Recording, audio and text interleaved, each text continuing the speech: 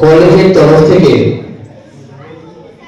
যাতে তাদের কিছু স্মৃতি বুকে নিয়ে ফিরতে পারে তার একটা ছোট্ট প্রচেষ্টা।